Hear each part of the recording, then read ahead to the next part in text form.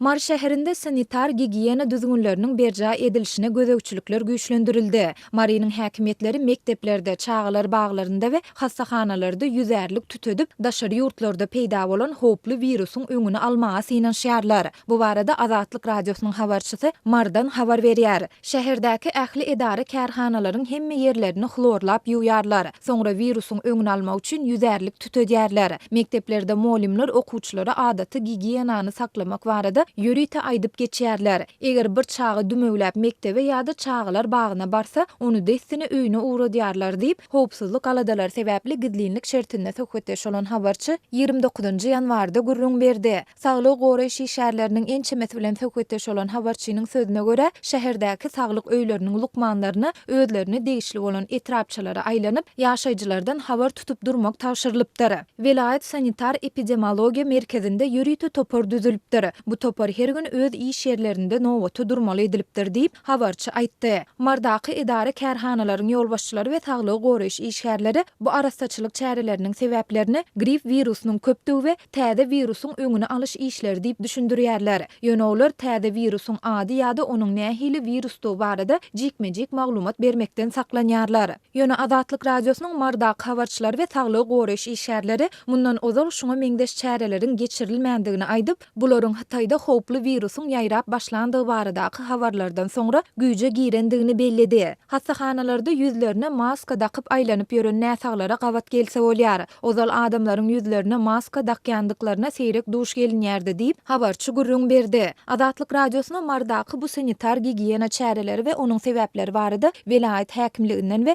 ýurduň saglygy goraýyş we derman senaty ministrliginden maglumat almak başartmady. Ýöne bu maglumatlar Hitaýda peýda bolan täze howply virus sebäpli ölenleriň sanynyň 132 adama ýeten mahalyna gawat geldi. Virus barada ilki dekabrda habar çykdy. Bu täze koronavirus adamlarda gyzdyrma, üsürme we dem gysma ýaly noksanlyklar döredýär. Merkez Aziýa ýurtlary bolan Gazagstanda, Kyrgyzstanda we Täjikstanda häkimetler Hitaýda koronavirusyň peýda bolandygyny agzap, bu barada ilaty habarly etmek we oňa garşy öňüni alyş çärelerini girizmek işlerini geçirýärler. Türkmen häkimetleri koronavirus barada resmi derejede agzamazdan ýurduň çägine daşary ýurtlardan ýokunç keselleriň getirilmeginiň öňüni almak we sanitar epidemiologik durnuklugy saklamak boýunça çärelerin güýçlendirilendigini yglan etdi.